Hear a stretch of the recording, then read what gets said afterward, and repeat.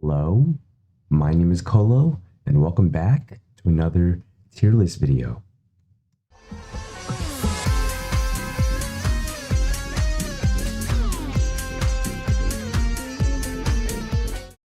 So this tier list is going to be different from all the others because this is a celebration for 250 subscribers. So I wanted to rank all the games I played on the channel so far. So let's begin. Spice and Wolf VR1, the first game I played on the channel. You know, I haven't actually finished it on the channel, but I have played through it.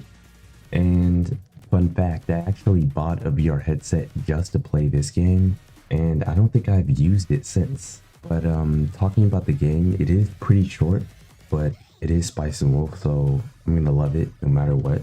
And I think it deserves to go in B tier. You know, one of the things I like the most about this game is the music. Spice and Wolf has always had good music, so it's not really a surprise to me, but I really love the opening, Silence. I think whenever I listen to it, I just cry. It's just such a sad song, and it fits Spice and Wolf very well. But overall, my only complaint with this game is that it's too short. And next we have Spice and Wolf, the Wind That Spans the Sea. And I love this game so much. I think it's gonna go in A.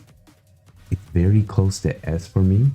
And the thing that's stopping me from putting it in S is because of how hard it is to get those last endings. But aside from that, this game is very special to me. I think I had like 37 hours on it, and I really enjoyed it. And I might replay it soon. But this game and the one that comes before it is probably two of my favorite games of all time. And speaking of Spice and Wolf, My 1 Year with Holo, this is an easy S tier. Before playing this game on the channel, I already knew how it worked because I think I played it a year before I started posting about it. And I think this game is almost perfect, especially for a Spice and Wolf fan as myself. It's actually very fun to play once you get the hang of it, and playing it multiple times is really fun because you get different CGs all the time. And it's actually nowhere near as hard as Wind That Spans the Sea. I remember when I first played the game and got the bad ending on my first run, and I was so sad. I think it was the bad ending with Lawrence and Holo parting ways and he's crying. I think it's the one where they don't reach her land and Intimacy B. But I think we should move on to Spice and Wolf VR2. And I think VR2 is a strict upgrade to VR1. It might actually be longer than 1 or a little bit shorter than 1, but it's still very good. Adding my Yuri was a great choice because by the time I played VR2, I didn't know too much about my Yuri, and I really liked seeing her in this game. It has a lot of nice little moments too, and a lot of funny moments, but I think I could leave it there. And next we have Steins Gate, My Darling's Embrace. And this game was very fun for me to play, and I think it deserves to be an A also. After watching the anime, I just wanted more Steins Gate content, and I got that with My Darling's Embrace. It was just long enough and just short enough to keep me entertained the whole way through. And it wasn't too difficult or anything, so I got through it pretty quickly. And I think my favorite route from the game was Ferris's. I really did like hers. Now next we have Celine Hopitus. Now, I don't really like this game too much because of how the endings panned out. I actually really don't understand what even happened, and I know it's a free game, and it was good for the first 3 parts, but I just got bored by part 5, and I think that's all I have to say about Feline. Next we have Find Love or Die Trying, also another free game. No, I did like this one. I think I'm gonna put it in B. For a free game, it's actually pretty good. Some of the characters were flat, but the last 2 parts were very interesting. I like the way the story went, and I actually suggest you to watch it. Next, we have Data Live Real Reincarnation, and this game compiles the other 2, Rene Utopia and Odyssey Install, and I think it was on sale for $5, so I got an amazing deal. So this game is going up in very good.